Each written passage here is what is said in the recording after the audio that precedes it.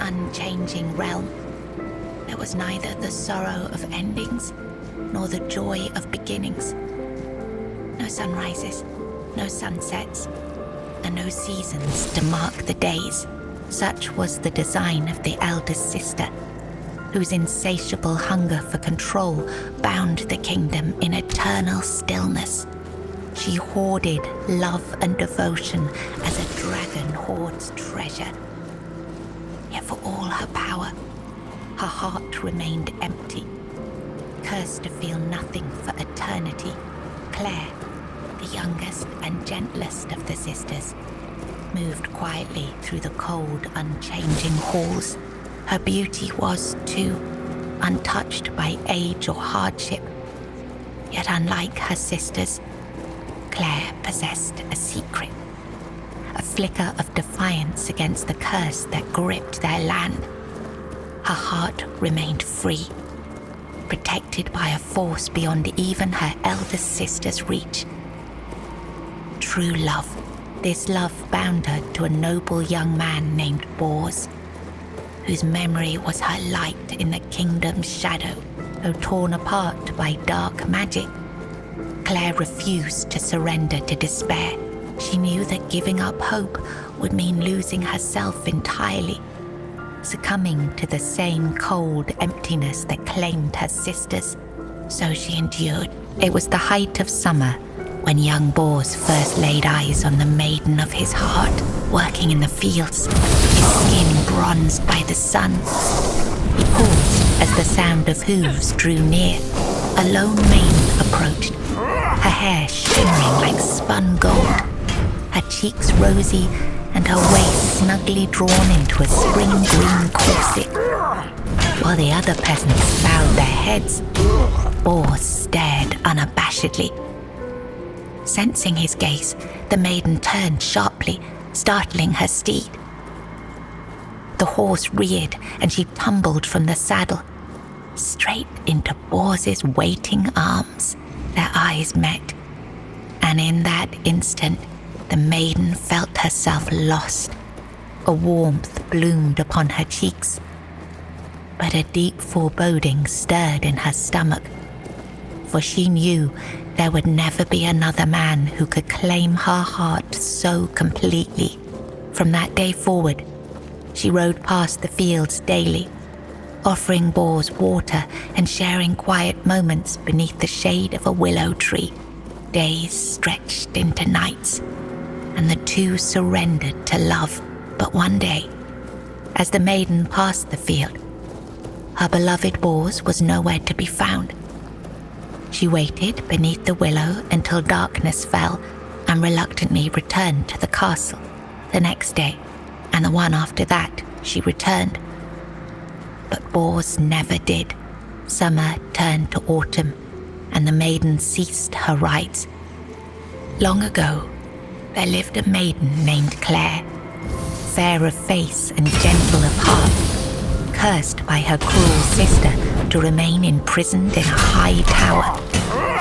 Forbidden to step beyond its walls or look out of the window, she spent her days weaving a tapestry of the outside world, a world she could glimpse only through the reflection in an enchanted mirror.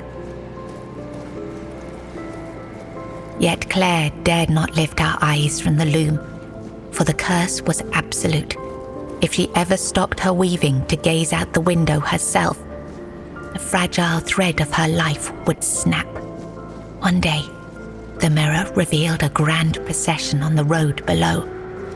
Among them rode a knight clad in gleaming silver armor, a sapphire cape following behind him. His warm eyes and copper hair struck Claire's heart with longing. Unable to resist, she rose and stepped toward the window for a glimpse of the gallant knight. The moment she moved, a terrible pain gripped her chest and the mirror shattered. Claire, knowing the curse had claimed her, fled the tower. She reached the road just as the procession passed, grasped the knight's cape, and collapsed. Sir Bors turned a sudden tug, leapt from his horse and caught her. Her breath grew faint, and she whispered, "Do not grieve. for I am glad to have seen you, my knight."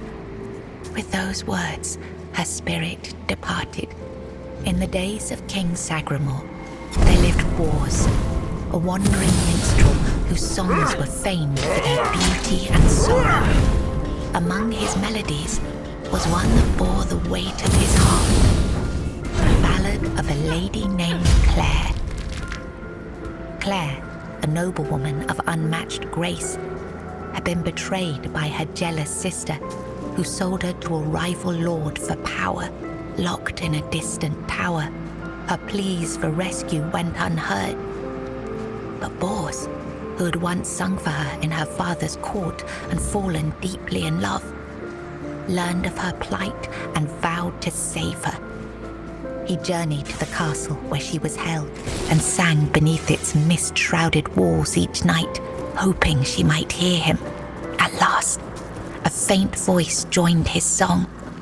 Claire, her spirit unbroken despite her captivity, determined, Bors devised a daring plan. Each evening he sang in the castle hall, lulling the court into an enchanted trance. When the moment was right, he slipped away to free Claire. Together they fled through shadowed halls, hearts pounding with hope. But as they reached the forest edge, disaster struck. The alarm was raised, and the guards gave chase. Armed only with his lute, Bors faced the guards to protect Claire. In the struggle, he was struck down, his body falling beside his broken lute. Claire was dragged back to the castle, her heart forever bound to the minstrel who had died for her.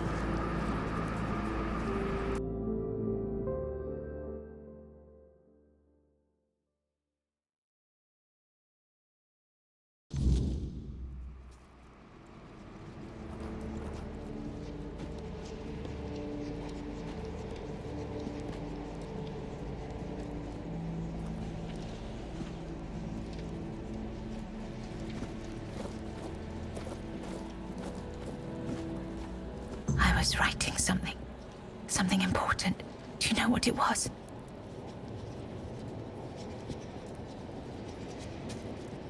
Yes, Bors, my former lover. I have fond memories of him.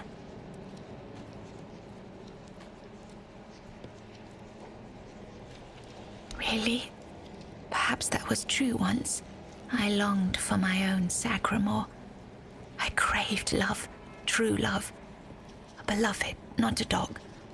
My dearest Bors, I'm sorry. My sister. I have two sisters. One older and another the eldest. She's the caregiver. She nurtures. She helps. She tries. She wanted Sagramore. She wanted the crown. She has everything except love. She has no desire for love. She wants to rule.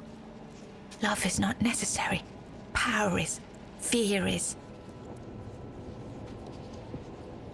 She does. She holds the power of the men here. She has everything. It's at the very top, above all else. To see everything. To hear